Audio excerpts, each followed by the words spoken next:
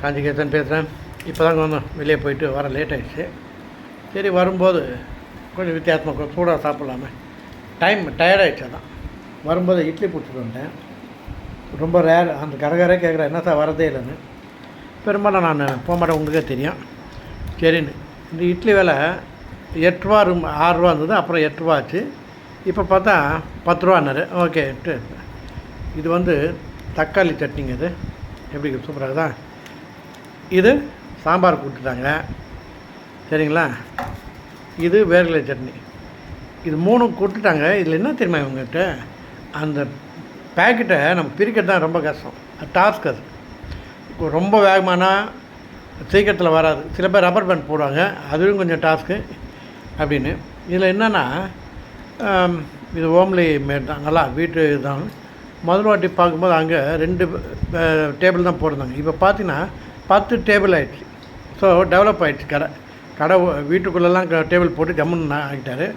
பெரிய விஷயம் என்னென்னா, நான் வாங்குகிற இடத்துக்கு எதிர்க்க ஒரு பெரிய ஹோட்டல் இருக்குங்க. ஒருத்தர் இல்லைங்க உள்ள. காரணம், அந்த ஹோட்டலில் கூட ஒரு வாட்டி போய் நான் வாங்கிக்கிறேன். போனால் இதே மாதிரி தான்.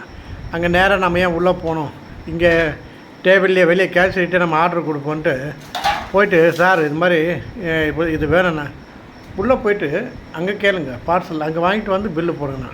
அடே, காலி ஹோட்டலில் அடிக்கிற ஹோட்டலில் இப்படியா நினச்சின்னு போயிட்டேன். அது அங்கே யாருமே போக மாட்டாங்க.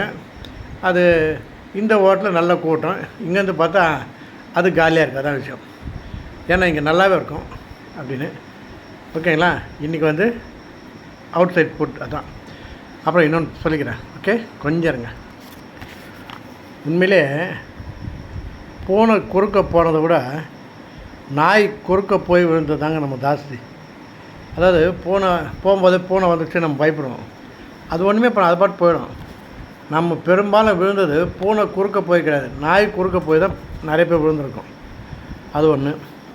அப்புறம் இந்த ஜாக்கி சான் ஒருத்தர் இருக்கா இல்லையா, நம்ம சினிமா நடிகர், அந்த ஃபைட்டிங் பிக்சர்லாம் பண்ணுறார். அவர் வந்து 3000 கோடி வச்சுருந்தாராம். எல்லா சொத்தையும் ஏழைங்களுக்கு எழுதிட்டாங்க. சரி, உங்கள் பையனுக்கு என்ன பண்ணுவீங்கன்னு கேட்டால், என் பையனுக்கு நான் படிப்பை சொல்லி கொடுத்துட்டேன், அவன் அதன் மூலியம் முன்னேற்றம் தான்.